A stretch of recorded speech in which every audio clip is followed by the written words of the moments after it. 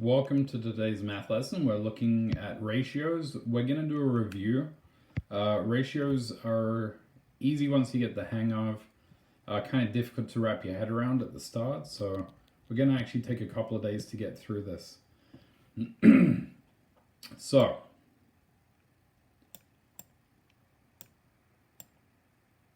a ratio is a comparison of numbers. So, when we were doing algebra, we realized that whatever is on the left is equal to whatever is on the right. It's the same thing with ratios, except two different things are being represented. Okay, so this would be read as 1 to 2 is equal to 2 to blank. Okay, so this is a review from like grade 7. So what we would do is we have to find the relationship between the left and the right. So my number 1 here is going to have a relationship with the 2 here.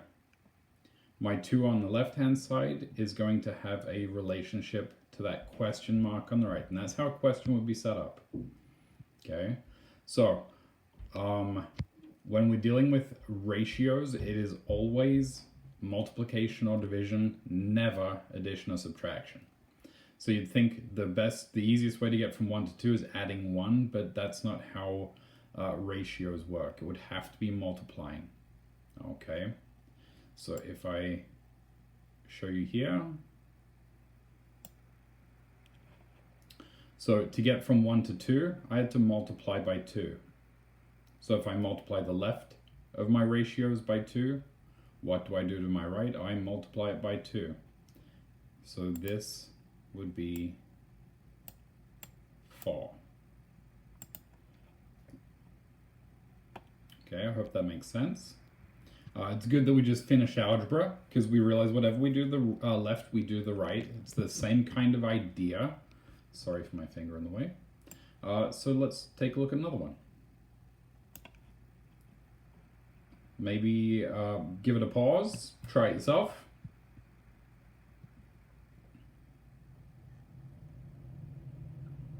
Okay, so you're back with me. You probably realize it's a bit different because my question mark is actually on the left hand side now.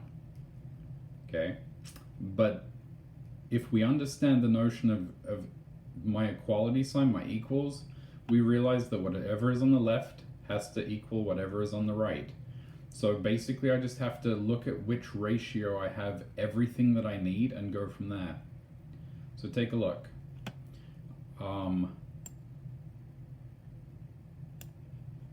I know that to get from 2 to 6, I have to multiply by 3.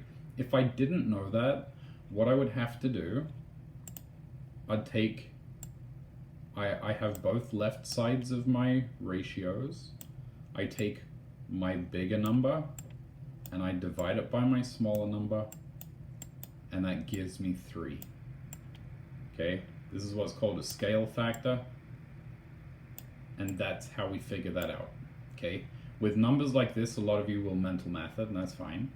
But if you can't mental math it, if you don't have those skills or you're not confident, just realize if I have the right side of both of my ratios, I take my bigger number, divide it by my small number, and I get my scale factor.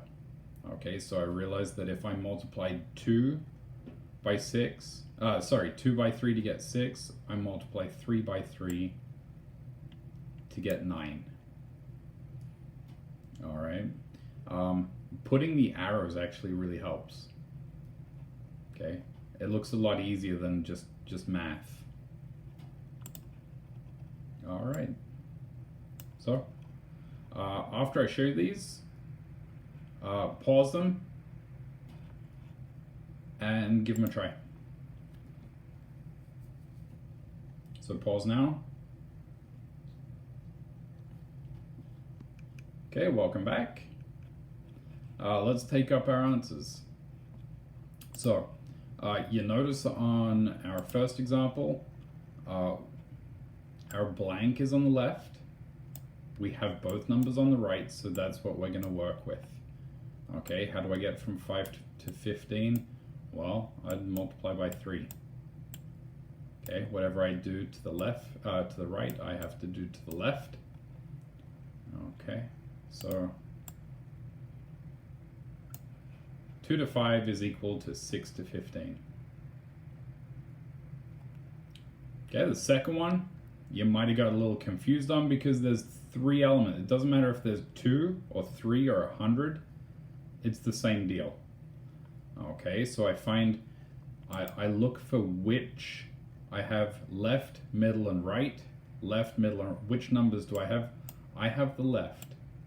Okay, I can find that relationship, and then I can apply that same relationship to the middle and to the right. So our scale factor would have been 2. So everything gets doubled. 1 gets doubled to 2. 3 gets doubled to 6. 7 gets doubled to 14. And finally, I have both of my left sides again, 10 and 5, but take a look. My question mark, look, my number went from 10 down to 5. My missing number is going to have to come. This is the relationship I'm looking for. How did I get from 10 to 5? Well, 10 divided by 5 is 2. My number went down, so it's not multiplying this time, it's actually dividing. Okay, so I take my 6 and I divide it by 2, and I get 3. All right, so we're going to take our time going through this. So the sheet that I've provided for you today, it's out of the workbook. It's very straightforward. You're going to find, hopefully you find this easy, build your confidence, because a lot of these styles of questions are word problems, and it's tough to get your head around. So let's just start out easy and go from there. Good luck with this today.